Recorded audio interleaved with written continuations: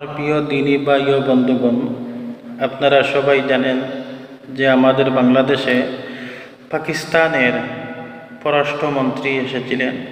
আগামীতে হয়তো বাণিজ্য মন্ত্রীও আসবেন, আলহামদুলিল্লাহ।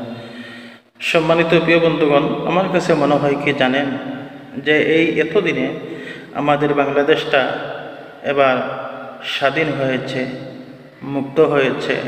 এর কারণ হলো এখন যেমনিভাবে আমরা খোলামেলা বিভিন্ন রাষ্ট্রের সাথে বসে কথা বলতে পারছি, পাকিস্তানের সাথে একটা সম্পর্ক গড়ে উঠতেছে, কিন্তু অতীতে এরকম পরিবেশ, এরকম বা স্বাধীন আমরা ছিলাম না।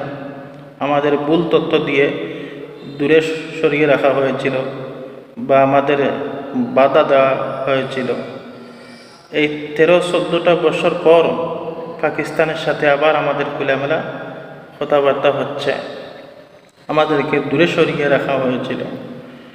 সম্মানিত প্রিয় বন্ধুগণ, আর অতীতেও রাখা হয়েছিল, বর্তমানেও এক দল আছে, আমরা পাকিস্তানের সাথে যেন সম্পর্ক না হোক এটাই চাই। তাই দেখেন না, আলিমুল আমাদেরকে নিয়ে বিভিন্ন কথা বলতে আছে কিছু নাস্তিক নেতারা।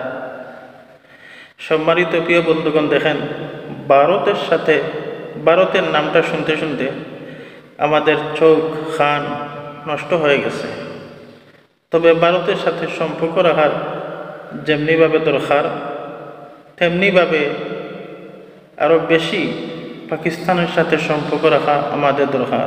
কারণ পাকিস্তান হলো একটা মুসলিম রাষ্ট্র, মুসলমান রাষ্ট্র। আমরাও মুসলমান, এক মুসলমান আর এক মুসলমানের সাথে সম্পর্ক থাকবেই।